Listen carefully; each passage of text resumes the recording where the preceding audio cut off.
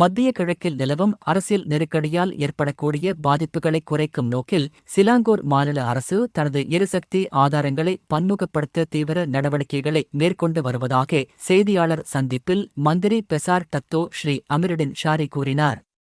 Kerajaan negeri akan meneroka beberapa peluang untuk memastikan operasi negeri tidak terlalu terkesan.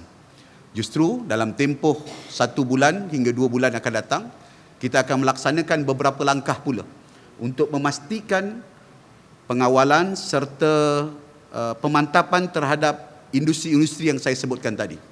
Baik pembuatan yang mewakili 30% daripada sektor ekonomi negeri Selangor, perkhidmatan seperti logistik yang mewakili 60% di dalam negeri Selangor dapat dijaga dan dipelihara dalam memastikan rakyat negeri Selangor terus bermaruah, dapat mendapat hasil dan juga pendapatan daripada industri yang terus bergerak walaupun berdepan dengan cabaran dengan sokongan-sokongan pihak kerajaan negeri.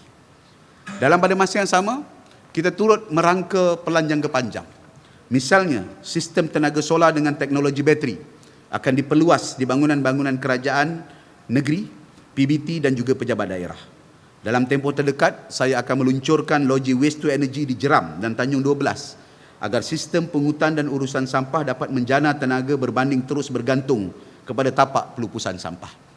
Untuk makluman semua, Waste to Energy 1 kita telah selesai, telah melalui proses test and commissioning dan insya-Allah seawal bulan Jun kita akan dapat meluncurkan operasi Waste to Energy ini dan seterusnya akan menjadi sumber tenaga baru kepada sumber tenaga negara dan dalam pada masa sama pengurusan sampah yang lebih berkesan dan mengelakkan sebarang kebergantungan kepada guna tanah yang tinggi akibat penggunaan landfill sebelum ini.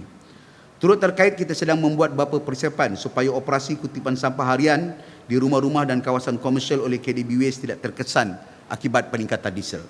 Di samping itu, kerajaan negeri melalui PKNS dan Worldwide telah menyiapkan loji hidrogen mini berkapasiti 5.1 megawatt yang mampu membekalkan tenaga kepada 12,900 rumah di Kerling, Hulu Selangor. Ini bermaksud campuran tenaga di Selangor harus dipelbagaikan. Kita tidak hanya bergantung kepada gas ataupun arang batu, tenaga solar, hidrogen dan mungkin biodiesel untuk memainkan peranan yang lebih penting yang harus dipercepatkan.